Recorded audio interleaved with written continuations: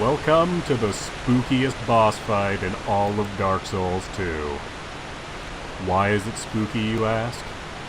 Well, because it's skeletons! Skeletons everywhere!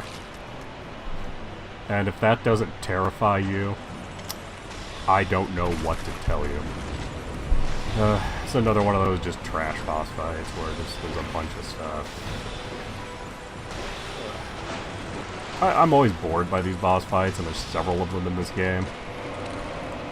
Where it's just like, okay, instead of actually fighting a boss, here's just a bunch of regular enemies that you just need to grind through.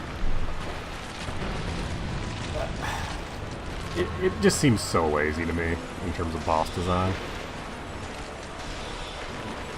I mean, I get where this might be, like on paper, how this might be a much better fight than it turns out to be, but there's at least one of these fights in every Souls game, I think, and it's always just like, why?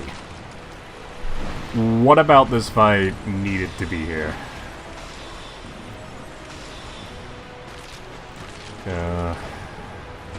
I'm not even a fan of the boss fights where it's like 3 kind of sub-bosses at once. And there's one of those in every Souls game too. We'll get to one of those later. I don't know. People who have long time been watching my channel know how I don't like this style of boss. And I'm sure they're sick of hearing me bitch about it.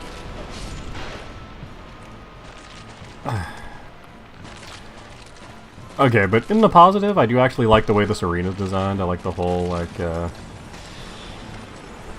kind of subjects as furniture you kind of have going here. I guess this is the skeleton equivalent of, like, a modest proposal, maybe. I honestly wonder, with the skeletons here, do they ever, like, get their parts confused? Because, I mean, is it...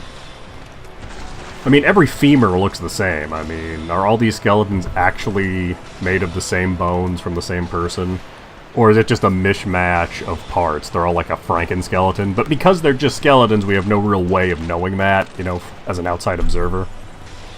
Or does saying that make me into a skeleton racist? Thoughts on that? Yeah, see, this boss is over.